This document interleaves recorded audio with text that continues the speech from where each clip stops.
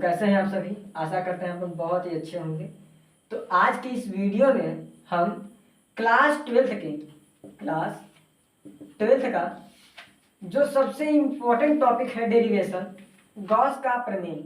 इससे हम लोग किसी किसी किताबों में गॉस का नियम है, वह उसकी व्युत्पत्ति मतलब उसके सूत्र को निकालने के लिए हमें एग्जाम में आता है। एकदम मतलब कह दीजिए कतई जहर क्वेश्चन है और हर साल पूछा जाता है। ठीक है, चलो भैया इसको बताते हैं। तो आप लोग को पता होना चाहिए, एक एक चीज आराम समझिएगा। क्या है गॉस प्रमेय? तो एक नाम वैज्ञानिक के थे जिनका नाम था कार्ल फ्रेडरिच। क्या नाम था? Karl Friedrich. इन्होंने क्या किया था? कार्ल फ्रेडरिच, इनका जो पूरा ही नाम था कार्ल फ्रेडरिच गाउस, इनका एक पूरा नाम था और इन्हीं के नाम पे क्या हुआ था, ये अपना प्रमेय दिए थे। ठीक है, इनका प्रमेय में क्या कह रहा था कि अगर कोई मेरे पास आवेश है, कि किसी आवेश है और उसके कारण किसी बंद पृष्ठ से, समझिएगा क्या कह रहा है। अगर मेरे पास मान लीजिए कोई क्या है, आवेश है। ठीक है, ध्यान समझना बात को मेरे। क्या है कि किसी आवेश और उसके कारण किसी बंद पृष्ठ से गुजरने वाला वैद्युत फ्लक्स में संबंध दर्शाए थे। समझिएगा, कोई आवेश है और इसके कारण किसी बंद पृष्ठ, इधर समझिए आप लोग ध्यान से, कोई आवेश है और इसके कारण क्या है, किसी बंद पृष्ठ से कितना वैद्युत फ्लक्स जो है हमारा उसमें गुजर रहा है, कितना वैद्युत फ्लक्स उसमें गुजर रहा है कोई बंद पृष्ठ से। ठीक है, उसी को बताने के लिए उन्होंने एक नियम दिया था। ठीक है, उसी के संबंध को दर्शाने के लिए उन्होंने एक नियम दिया था जिसे हम लोग क्या कहते हैं, गॉस का प्रमेय कहते हैं। ठीक है, तो हम इसको लिखेंगे कैसे, उसे देखते हैं। ठीक है, इसको हम मिटा देते थोड़ा सा, यही चीज हम लिखेंगे। ठीक है भैया, चलो इसको लिख लेते हैं। तो देखिए अभी हमने जो बोला है उसे भैया ध्यान समझो। क्या कहा है? हमने यही कहा है कि कार्ल फ्रीडरिच गाउस एक वैज्ञानिक थे। उन्होंने क्या किया था, किसी आवेश और उस किसी बंद पृष्ठ से गुजरने वाले वैद्युत फ्लक्स में संबंध दर्शाए थे। मतलब कोई आवेश है और कोई बंद पृष्ठ है और इस बंद पृष्ठ से गुजरने वाले जो वैद्युत फ्लक्स हैं उनके बारे में क्या किए थे, इन दोनों के बारे में संबंध बताए थे। उन्हीं को क्या कहा गया है, गॉस प्रमेय कहा गया है। तो क्या लिखे हैं, यही देखिए, कार्ल फ्रीडरिच गाउस ने किसी आवेश और उसके कारण किसी बंद पृष्ठ से गुजरने वाले वैद्युत फ्लक्स में संबंध दर्शाने वाले एक नियम का प्रतिपादन का मतलब क्या हुआ, उन्होंने एक अपना निष्कर्ष निकाला किया जिससे गॉस का प्रमेय कहते हैं। ठीक है, अब इनका जो एक नियम था उस नियम के आधार पे आप लोग फार्मूला देखे होंगे कि जो फार्मूला होता है, क्या बोला है, किसी बंद पृष्ठ से गुजरने वाले Q इंटू 1/4π0। इसका फार्मूला आप लोग देखे हो, ऐसा यही फार्मूला उन्होंने प्रतिपादन किया था। तो हम इसी फार्मूला को क्या करेंगे, इसकी व्युत्पत्ति करेंगे, क्योंकि वहां पे जो पूछा गया है व्युत्पत्ति मतलब इसका एक कैसे आया है, क्यों। अब इसका इधर देखिए, एक क्या है, वैद्युत क्षेत्र की तीव्रता है, ई को हम लोग वैद्युत क्षेत्र की तीव्रता कहते हैं। तो बोला है देखो कोई बंद पृष्ठ है, क्या बोला है, कोई बंद पृष्ठ है। तो किसी बंद पृष्ठ से देखो क्या हो रहा है, गुजर रहा है। ये जो ऐसे लिखा हुआ है ना, एक कल्पना करिए आप लोग कि कोई एक बंद ये पृष्ठ है भैया और इस बंद पृष्ठ से क्या कर रहा है, वैद्युत फ्लक्स देखो गुजर रहा है ना, और क्या है, किसी वैद्युत क्षेत्र में। तो किसी वैद्युत क्षेत्र में क्या हो रहा है, किसी बंद पृष्ठ से वैद्युत फ्लक्स गुजर रहा है, तब वह आवेश का 1/ε0 गुना होता है। तब किसी आवेश का 1/1 मतलब जो ε0 गुना होता है, क्योंकि देखो गुना का चिन्ह है। ठीक है, तो यही इनका क्या था, यही इनका नियम था। तो हम बोलेंगे क्या चीज कि गॉस के नियमानुसार, क्योंकि हम इस सवाल, एक जो आपका डेरिवेशन है, जो फार्मूला है, इसको हम सवाल के माध्यम से करेंगे और अंतिम में इसका प्रूफ करेंगे। ठीक है, चलो इसको हम प्रूफ करते हैं। तो हमारा सबसे पहले आपको इतना हो गया, तो यहाँ लिखेंगे क्या, देखो इसी को हम सिद्ध करेंगे। तो देखो यहाँ लिखेंगे हम लोग गॉस के नियमानुसार, यह गॉस के अनुसार गॉस के अनुसार क्या बोले हैं, अभी आप लोग को भी छोटा सा डेमो टाइप बता देते हैं। ई रफ है मान लीजिए मेरा, क्या बोले हैं, कोई एफ ई है मतलब 5E Q गुणे 1/ε0, इसी को बताओगे। क्या बताओगे? किसी बंद पृष्ठ, क्या बोलोगे? देखो ये बंद पृष्ठ है ना, बंद पृष्ठ है भैया। किसी बंद पृष्ठ से गुजरने वाला कुल वैद्युत फ्लक्स, क्या? कुल वैद्युत फ्लक्स या संपूर्ण वैद्युत फ्लक्स उस बंद पृष्ठ के अंदर, जो इस बंद पृष्ठ है ना, इस बंद पृष्ठ के अंदर निर्वात में उपस्थित कुल आवेश का 1/ε0 गुना होता है। मतलब एकरे अंदरवा ना आवेश है। ठीक है, एक बार फिर से देखो जल्दी जल्दी क्या बोल रहे हैं। किसी बंद पृष्ठ के नहीं, किसी बंद पृष्ठ के अंदर, अंदर क्या है? निर्वात। निर्वात मतलब खाली स्थान, निर्वात मतलब खाली स्थान है, और उसमें क्या है? आवेश। वह किसके गुना होता है? 1/ε0 गुना होता है। तो हम इसी को लिखेंगे। तो चलिए हम इसको लिखते हैं। क्या लिखेंगे समझना? किसी बंद पृष्ठ से, किसी बंद पृष्ठ से, किसी बंद पृष्ठ से गुजरने वाला संपूर्ण वैद्युत फ्लक्स, गुजरने वाला संपूर्ण वैद्युत फ्लक्स, संपूर्ण वैद्युत फ्लक्स को क्या रख सकते हैं? फाई, और किसमें से? वैद्युत फ्लक्स से फाई।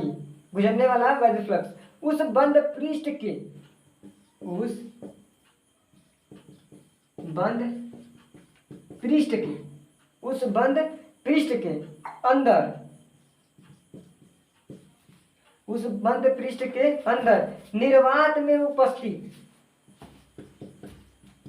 निर्वात में उपस्थित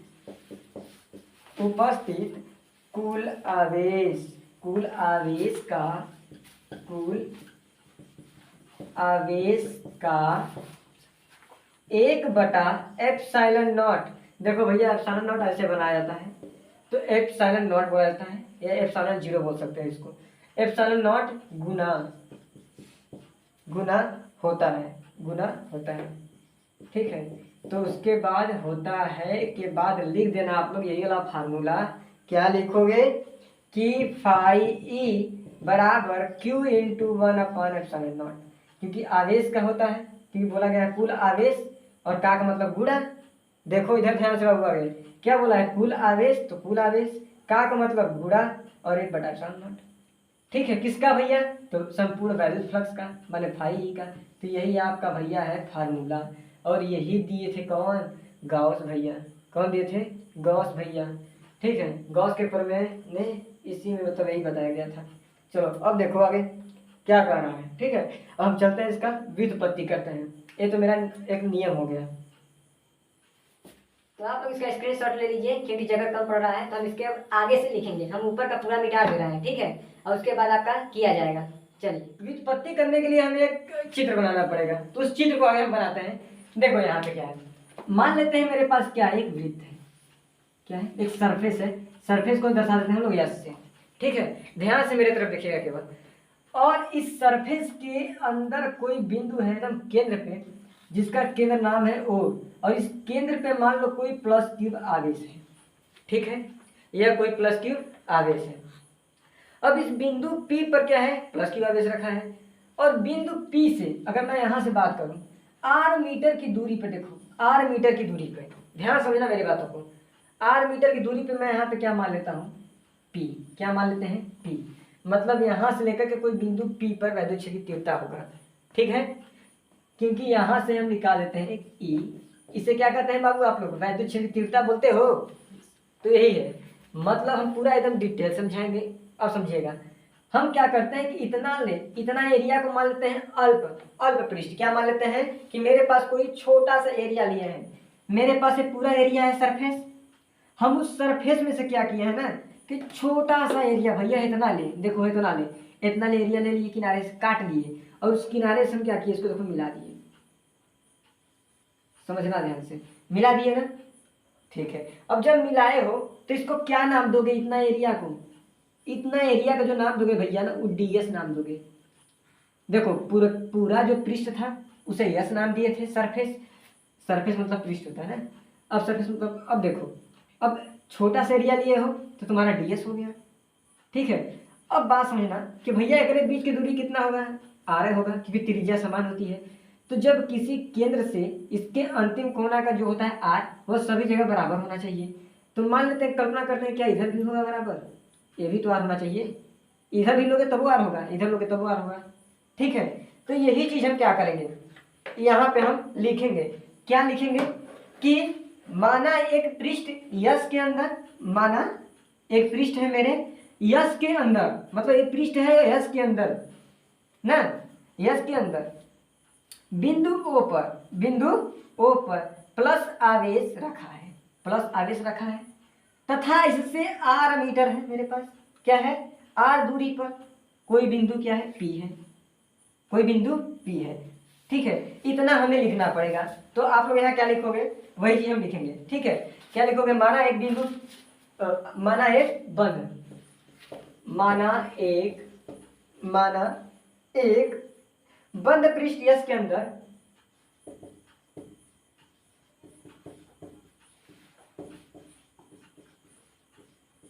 जहाँ इस पृष्ठ को, मतलब ये जो चित्र है इसको आप लोग को एग्जाम में बनाना है। ठीक है, तभी आप लोग को पूरा का पूरा नंबर मिलेगा भैया। माना एक पृष्ठ यस के अंदर बिंदु पी पर, बिंदु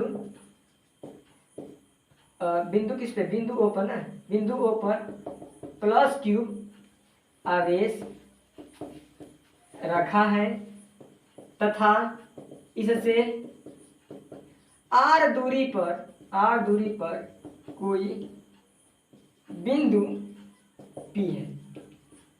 ठीक है, कोई बिंदु पी है। अब आप लोग को पता है अल्प क्षेत्रफल जो हमने माना है, छोटा सा एरिया माना है, उसको क्या माना है, डीएस माने हैं, तथा अल्प क्षेत्रफल डीएस है। ठीक है, इतना लिख दोगे ना तो आपको एग्जामिनर जान जाएगा जी कि लड़का तो बड़ा समझदार है। अब आगे चलो, क्या करोगे, हमें यहाँ पे आप लोगों को एक फॉर्मूला बताया था ई वाला, देखो आगे देखो हम रफ में थोड़ा सा लिख रहे हैं ऐसे, ई बराबर बिंदु आवेश के कारण किसी क्षेत्र पर क्या करना, विद्युत क्षेत्र की तीव्रता निकाल रहे थे ना, तो उसका फॉर्मूला क्या था, 1/4πε0 Q/r²। ये पढ़ाए थे आप लोगों को, बिंदु आवेश कारण विद्युत क्षेत्र की तीव्रता निकालने के लिए। तो इस फॉर्मूला देखो, यहाँ पे आपका बिंदु है, सब कोई मेरे तरफ ध्यान से देख लीजिए बाबू लोग एक बार, यहाँ पे मेरा कोई बिंदु है, इस बिंदु के कारण इस बिंदु P पर ना हम विद्युत क्षेत्र की तीव्रता निकालेंगे, और यहाँ छोटा सा एरिया में ही निकालना है, मतलब यहाँ से लेकर के यहाँ तक निकालना है, हम बिंदु P पर विद्युत क्षेत्र की तीव्रता निकालेंगे। ठीक है, तो उसको निकालने के लिए क्या करना पड़ेगा, तो यहाँ पे लिख दे रहे हैं वही चीज कि तब बिंदु P पर विद्युत क्षेत्र की तीव्रता, तब बिंदु P पर विद्युत क्षेत्र की तीव्रता। ठीक है भैया, चलो क्या होता है भैया विद्युत क्षेत्र की तीव्रता, आप लोग को फॉर्मूला पता ही है, E बराबर 1/4πε0 ना जी, और Q/r²। ठीक है, यहाँ पे देखो प्लस की आवेश था, यहाँ पे प्लस का छुपा ही है। अब इससे मान लीजिए आप समीकरण नंबर 1, ठीक है, समीकरण नंबर आप 1 मान लो, डीएस दिखाई दे रहा है, डीएस मतलब छोटा एरिया, हाई जो एरिया है ना जी, इस डीएस के बारे में हम बात करते हैं। अब इस डीएस के बारे में बात क्या करेंगे, तो यहाँ बोलेंगे ना कि पृष्ठ डीएस से ना गुजरने वाला वैद्युत फ्लक्स कितना होगा। ठीक है, तो हम लिखेंगे यहाँ पे अतः पृष्ठ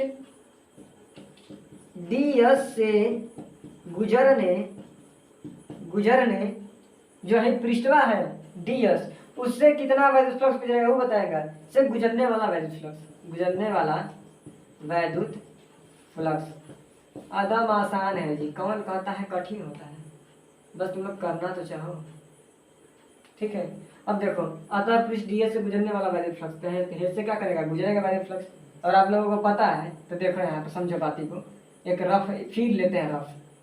आप लोगों को वैद्युत फ्लक्स का फार्मूला पता होगा, वैद्युत फ्लक्स का फार्मूला क्या होता है, अगर छोटा सा एरिया है तो, छोटा ऐसा एरिया है तो डी लगाते हो, क्योंकि छोटे एरिया के ही लिए डी लगता है, डी, और हम किसका लगा रहे हैं, फाई किसके लिए हो गया, वैद्युत फ्लक्स के लिए हो गया। तो इसके लिए फार्मूला आपका होता था ई डी एस, अगर वेक्टर में है तो, और अगर वेक्टर को हटाते हैं ना तब लगाते हैं E D S cos theta. समझ रहे हो मेरी बातों को, यहाँ पे अगर वेक्टर लगा है, ई के वेक्टर और डी के वेक्टर, यहाँ पे किसी किसी किताब में भैया डी ए भी लिखा होता है, ठीक है, ये सब वीडियो में पढ़ा चुके हैं हम पिछले।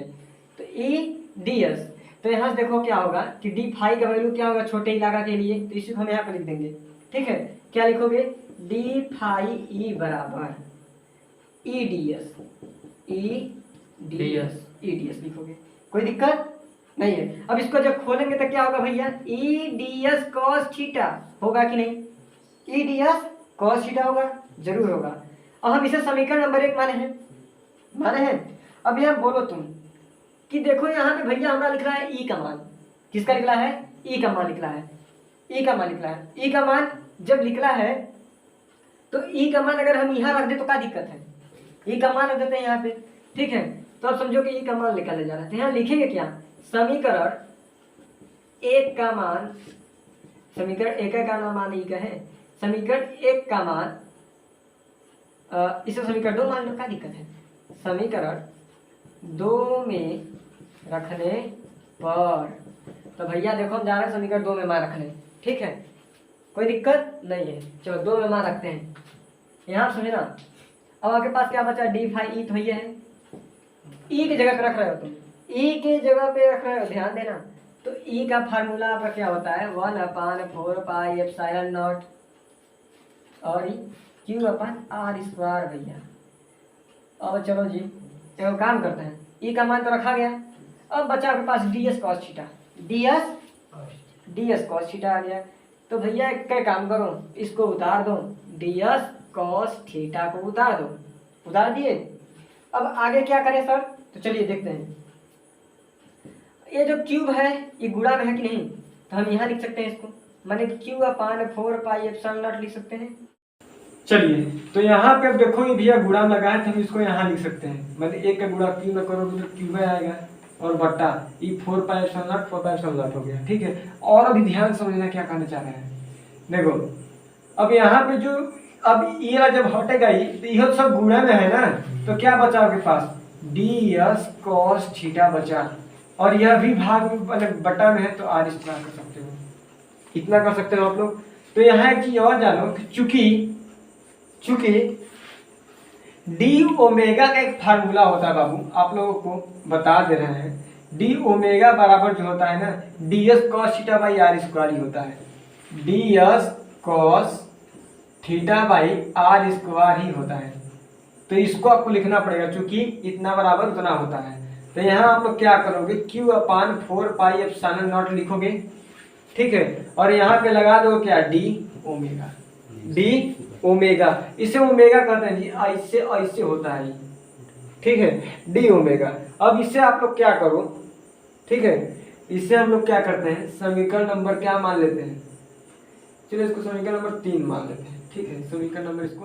तो भैया ध्यान समझना, ये जो डी ओमेगा है ना, इसका मतलब क्या होता है, देखो हम अभी ऊपर वाले जो चित्र में बनाए थे, देखो ऐसे बनाए थे कि यहाँ पे कोई प्लस की आगे से किसी बिंदुओं पे, और इस देखो ऐसे लिए थे हम ना, ऐसे लिए थे। तो यहाँ पे जो ई बन रहा है ना, ये जो कोण बन रहा है डी ओमेगा ही कोण कहलाता है, और इस डी ओमेगा कोण को कहते हैं बाबू घन कोण, क्या कहते हैं, घन कोण। तो ध्यान समझना, जो ऊपर हम पृष्ठ बनाए हैं उस पर हम ऐसे ही है, और यहाँ से इसके बीच की दूरी माने थे, यहाँ यही माने थे। तो इसका ये जो कोण बना है डी ओमेगा ही बना है, और इस कोण का नाम है घन कोण, ठीक है। अब आगे समझना कि अभी हमने क्या किया है, किसी छोटे इलाके के लिए ही क्षेत्रफल ज्ञात किया है, मतलब किसी छोटे इलाके के लिए ही हम क्या ज्ञात कर रहे हैं, देखो डी फाई ज्ञात कर रहे हैं, मतलब वैद्युत फ्लक्स ज्ञात कर रहे हो किसी छोटे इलाके के लिए, तब है ना डी लगा रहे हो, डी का मतलब छोटा इलाका, उसी के लिए हम निकाल रहे हैं वैद्युत फ्लक्स। अब हम निकालेंगे बड़े के लिए, मतलब पूरे सरफेस के लिए निकालेंगे, जो यहाँ पे यस लगाया था ऊपर, उसको ध्यान से आप लोग देखिएगा चित्र को, उसमें हम यस लगाया था, पूरे अब सरफेस के लिए निकालेंगे, मतलब इससे कितना वैद्युत फ्लक्स तुम्हारा निकल रहा है, ठीक है। चलो तो अब इसको समझना ध्यान से, क्या कहना चाहते हैं। तो यहाँ हम लिखेंगे क्या कि डी ओमेगा जो है ना, डी ओमेगा बराबर जो आया है मेरा डी एस, देखो वहाँ पे लिखे थे D S cos theta upon R square, ई पृष्ठ जो डी एस है, पृष्ठ डी एस है, जो छोटा सा इलाका आपको दिखा रहा था ऐसे, ये वाला डी एस ही तो था ऐसे, डी एस पृष्ठ डी एस द्वारा बिंदु डीएस द्वारा बिंदु ओ पर बनाया गया घन कोण था। बिंदु डीएस द्वारा बिंदु ओ पर बनाया जो गया था वो क्या था, घन कोण था भैया। यही चीज हम जो बोले हैं उसे लिख दिए हैं। ठीक है, अब आप समझिएगा, हम इस छोटे पृष्ठ के लिए निकाल चुके हैं और हम जा रहे हैं पूरे पृष्ठ के लिए निकाल रहे हैं, मतलब जो पूरा पृष्ठ है यस ना, उसके लिए निकालेंगे कि उससे कितना मेरा वैद्युत फ्लक्स निकलेगा। और वही तो निकलेगा, देखो जब हम पूरा निकालेंगे तो फाई ई निकलेगा, और फाई ई निकलेगा तो क्यू इंटू 1/ε0 जाएगा। तो हमें यही चीज तो फार्मूला होता है, तो इसी को निकालने जा रहे हैं। चलो क्या करेंगे हम लिखेंगे अतः बंद पृष्ठ यस से गुजरने वाला संपूर्ण वैद्युत फ्लक्स। क्या लिखेंगे, हम सोच रहे हैं कि ऊपर से करें, क्या ऊपर से करना चाहें? चलिए हम इधर का पूरा मिटा कर रहे हैं, आप लोग ऊपर का अब इतना जितना भी इसका स्क्रीनशॉट ले लो भैया। ठीक है, चलो यहाँ पे ध्यान समझना आप लोग। मैं यही बोल रहा था अंत में कि अभी हमने छोटे डीएस के लिए निकाला था, यहाँ पे किसके लिए निकाला था, छोटे डीएस क्षेत्रफल, मतलब डीएस मतलब छोटा क्षेत्रफल के लिए हमने क्या किया था, वैद्युत फ्लक्स निकाला था। लेकिन अब हम क्या कर रहे हैं कि पूरा संपूर्ण के लिए वैद्युत फ्लक्स निकाल रहे हैं। कैसे, कितना वैद्युत फ्लक्स निकलेगा इस पृष्ठ से। ठीक है, तो उसके लिए हमें क्या करना पड़ेगा कि संपूर्ण के लिए, ध्यान समझना आप लोग, हम लिखेंगे यही चीज अतः बंद पृष्ठ यस से, अतः बंद पृष्ठ यस से गुजरने वाला संपूर्ण वैद्युत फ्लक्स, गुजरने वाला संपूर्ण वैद्युत फ्लक्स, संपूर्ण वैद्युत फ्लक्स। ठीक है भैया, अब यहाँ पे ध्यान समझना भाई साहब, क्योंकि यहाँ पे समझने में थोड़ा सा टफ है। क्या है कि देखो संपूर्ण के लिए लगाते हैं हम ऐसे क्लोज इंटीग्रेशन, क्या लगाते हैं, एक बंद पृष्ठ समाकलन, इसे बोलते हैं हिंदी में, क्या बोलते हैं इसको, बंद। देखो एक बंद है, बंद, देखो समाकलन का चिन्ह नहीं, ये वाला जो होता है समाकलन का चिन्ह होता है। लेकिन अगर कोई ऐसे इस पे लग जाता है, ये समाकलन का चिन्ह है, अगर कोई ऐसे लग जाता है जिसको बोलते हैं बंद पृष्ठ समाकलन, या अंग्रेजी में क्लोज इंटीग्रेशन। ठीक है, क्लोज इंटीग्रेशन। अब यहाँ पे देखो इसका मतलब क्या है जानते हो, इसका मतलब ये है ना कि हम पूरे संपूर्ण का निकाल रहे हैं। इसका मतलब क्या होता है कि हम संपूर्ण का वैल्यू फ्लक्स निकाल रहे हैं। तब यहाँ पे लगाते हैं, देखो संपूर्ण फ्लक्स के लिए निकाल रहे हैं तो ऐसे लगा दिए। अब यहाँ पे देखो फार्मूला लगाते हैं डी फाई ई, क्योंकि संपूर्ण के लिए देखो डी फाई लगता था, छोटे के लिए लगाया था डी फाई ई, और अगर पूरा निकालना है तो लगा दोगे समाकलन का चिन्ह, बंद इंटीग्रेशन का। तो इसका फार्मूला क्या होता है, ई डी एस। तो ई डी एस जो लगा रहे थे आप लोग ना, अब यहाँ पे ई डी एस तो लगाओगे, लेकिन यहाँ पे क्लोज इंटीग्रेशन लगाओगे, आगे उसके चिन्ह लगा दोगे। अब यहाँ से ध्यान समझना, थोड़ी सी बात है, क्या है कि इंटीग्रेशन तो आपका रहेगा ही। ई का फार्मूला क्या होता है, 1/4πε0, 1/4πε0 होता है। लेकिन मेरे प्यारे दोस्त ध्यान समझिएगा, यहाँ पे जो डीएस है, यहाँ पे जो डीएस देखो, ये वाला जो क्षेत्रफल है ना, इसमें क्या है, आवेश भी है, तो इसीलिए हम आवेश लगाएंगे। यहाँ पे क्या लगाएंगे, आवेश। तो आवेश का अगर इसमें गुणा करोगे तो ये आवेश, आवेश एक का गुणा आवेश में करोगे तो आवेश कहलाएगा। तो मतलब हम यहाँ पे क्या कर सकते हैं, आवेश लिख सकते हैं क्यू। ठीक है, ये मत कहना कि अब क्यू कहाँ से आया सर, क्यों, क्योंकि ये जो पृष्ठ है ना, उस पृष्ठ के अंदर क्या है, आवेश है, तो आवेश का मल्टीप्लाई भी किया गया है। और एक चीज जान लेना कि यहाँ पे डी ओमेगा है, डी ओमेगा मतलब यहाँ पे जो बना घन कोण है वह है। ठीक है, हम पूरे संपूर्ण का वैल्यू फ्लक्स निकाल रहे हैं, इसलिए हमें इतना लिखना पड़ेगा। ठीक है, एक क्यूब कहाँ से आया, क्योंकि ये इसके अंदर आवेश भी है, और इसका 1/4πε0 तो होता है ई का मान। ठीक है, तो अब आगे समझना, अभी हमने क्या कहा कि जो ये है वो क्या नाम है, बंद पृष्ठ समाकलन है। चलो अब आगे देखो, अब हमें फाई ई लिखना है केवल, मतलब ये हो गया ना आपका फाई, सिंपल अगर करना चाहे तो हम यहाँ पे फाई ई लिखेंगे केवल। अब यहाँ से हटाए क्या क्या है, हम देखो छोटा वाला डी हटाए हैं और यह समाकलन का चिन्ह हटाए हैं। क्यों, क्योंकि छोटे वाले को नहीं निकाल रहे हैं हम पूरी तरह से आजाद हो चुके हैं, हम डायरेक्ट अब निकाल रहे हैं वैल्यूज फ्लक्स, इसलिए वैल्यूज फ्लक्स के लिए केवल फाई ई का यूज करेंगे हम। ठीक है, अब यहाँ पे जब हम आजाद हो चुके हैं तो ध्यान समझना, Q/4πε0 कांस्टेंट के रूप में आ जाता है। Q/4πε0 किसके रूप में, कांस्टेंट के रूप में आ जाएगा, तो इसको हम लोग बाहर कर देंगे, तो 4πε0 और इंटीग्रेशन अंदर, और ये हो जाएगा डी ओमेगा। ठीक है, डी ओमेगा हो जाएगा। अभी हमने तीसरा समीकरण माना था, मान लो चौथा समीकरण। ठीक है, इसे मान लो आप लोग चौथा समीकरण। क्यों? क्योंकि आप जानते हो कि परंतु संपूर्ण बंद पृष्ठ द्वारा उसके अंदर स्थित किसी बिंदु पर बनाया गया जो घनकोण होता है वह 4 पाई होता है। कहने का मतलब क्या कहना चाहते हैं हम कि इसका जो मान होता है बाबू ना, इसका मान 4 पाई के बराबर होगा। क्या बोले हैं कि अगर कोई बंद पृष्ठ है उसका कुल डी ओमेगा का मतलब क्या होता है? घन कोण। अगर कुल घन का कोण देखा जाए तो वह 4 पाई के बराबर होता है, क्योंकि देखो कुल का तो यही निशानी है, संपूर्ण का जो इंटीग्रेशन है वो संपूर्ण के निशानी के लिए बता रहा है। तो ये डी ओमेगा मतलब पूरे के लिए घन कोण बता रहा है और इसका मान होता है 4 पाई। ठीक है, तो हम लोग क्या करेंगे बाबू कि यहाँ लिखेंगे चूंकि integration close integration D omega बराबर 4 पाई होता है। ठीक है, इतना आप लोग लिख देना। इतना जब लिखोगे ना तो हम लोग क्या बोलेंगे दोस्तों कि इसी चीज का देखो डी ओमेगा जो फाई ई निकला है मेरा इतना, हम इसमें क्या करेंगे पुट कर देंगे, इसको पुट कर देंगे। तो देखो अगर पुट करते हैं तो क्या होता है, फाई ई बराबर Q upon 4 pi epsilon not. और यहाँ पे देखो क्या लगा है, इसको थोड़ा सा मिटा देते हैं, आपको दिखाने के लिए बताए थे, समझना। तो इसके बीच में क्या लगा है, गुणा ना, तो यहाँ पे क्या लगा होगा गुणा, और 4 पाई है तो 4 पाई लगाओ, क्योंकि इसके बीच में तो गुणा ही लगा था। और समझना ध्यान से, 4 पाई से 4 पाई, इधर देखो आप लोग ध्यान से, 4 पाई है और यहाँ 4 पाई है, तो 4 पाई से 4 पाई कट जाएगा क्योंकि गुणा में है, तो 4 पाई से 4 पाई कटा कि नहीं, कट गया। अब आपके पास अंतिम क्या बचा है, फाई ई बराबर क्यू अपान एप्सिलॉन नॉट, क्यों इतना ही बचा मेरे पास भैया, 4 पाई से तो 4 पाई कट चुका है। तो अब ये देखो यही तो आपका है क्या, यही गॉस का प्रमेय है जी, तो यहाँ लिख दो यही गॉस का प्रमेय है। समझ में आ रहा है भैया? तो इस तरह से आप लोग का बहुत बड़ा कह सकते हो डेरिवेशन हो जाता है, इसीलिए यह 5 नंबर में पूछा जाता है। ठीक है, तो आप लोग बहुत ही आराम से इसको समझिएगा। आप लोग को समझ में नहीं आया होगा ये चीज, तो एक बार फिर से बता दे रहे बाबू। देखो यहाँ क्या कहना चाहते हैं यहाँ कि देखो ई डी एस जो है ना, यहाँ पे डी फाई ई का वैल्यू का मान ही होता है। अभी हमने नीचे जो आप लोग को नहीं मिटा रहे हैं उसमें लिखा हुआ होगा, आप लोग देख सकते हैं नीचे लिखाए होंगे कि जो क्लोज इंटीग्रेशन इतना का वैल्यू देखो डी फाई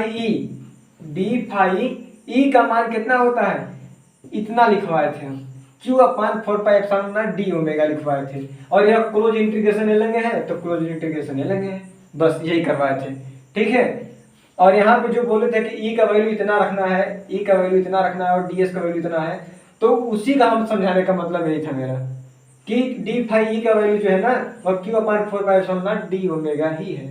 ठीक है, चलो अगर जहाँ पे आप लोगों को समझ में ना आया हो उसका हमें कमेंट में रिप्लाई जरूर दीजिएगा, बताइएगा कि कहाँ समझ में नहीं आया है, और हम कोशिश करेंगे कि अगर ऐसा रहेगा तो हम दोबारा वीडियो आप लोग के लिए बना देंगे। लाइक करें, सब्सक्राइब करें। वीडियो को लाइक कीजिए, सब्सक्राइब कीजिए, अपने दोस्तों के साथ शेयर कीजिए। पीछे जो है वो ऑफलाइन स्टूडेंट्स है,